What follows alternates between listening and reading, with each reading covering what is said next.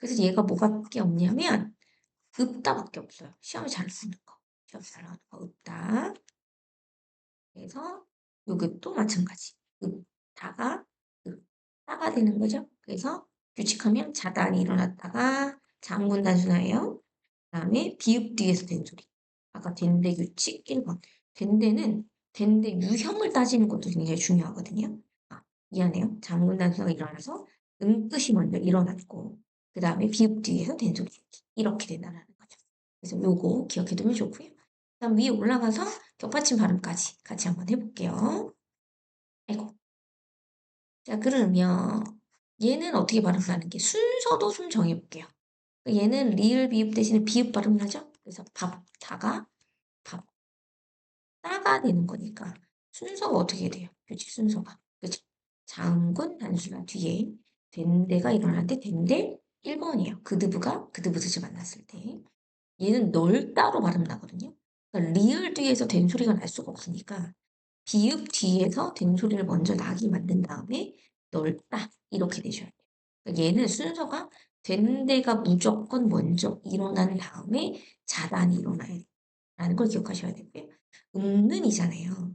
자, 일단은 피읍을 선택한 다음에 이 피읍이 비읍으로 바뀌고 그 다음에 대각선 동그라미 그리면 얘가 음는 된다는 사실을 알 수 있죠.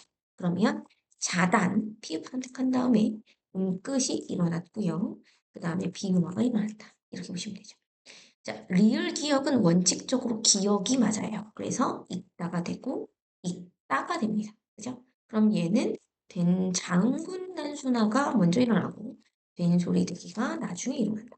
그래서 얘는 된데 1번이죠. 기억되기.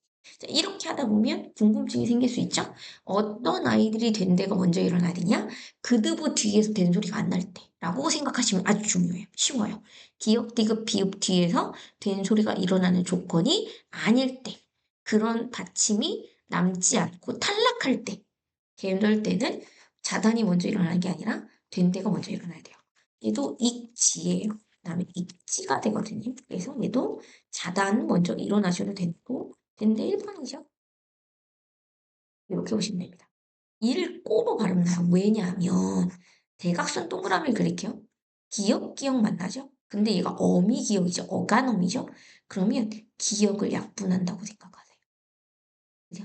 그래서 리을이 남는 거예요. 그래서 리을 받침을 발음한다. 이렇게 생각하세요. 근데 문제는 리을만 남으면 안 되니까 어떻게 해야 돼? 읽고 먼저 자단한 다음에 리을을 남기시는 거 중요하다. 그래서 얘는 된대 그럼 결국 몇 번이 되는 거? 1번이 되는 거. 그러면 자단이 일어나. 이렇게 되는 거죠. 넙둥굴다는 넙이 남는 거니까 상관없어요. 하나씩 바꾸는 겁니다. 그래서 넙둥굴다. 이렇게 되는 거죠. 그래서 자단이 일어났다가 되는데 1번이 일어난다. 이렇게 정리할 수 있는 거예요. 그래서 이런 것까지 해볼 수 있다.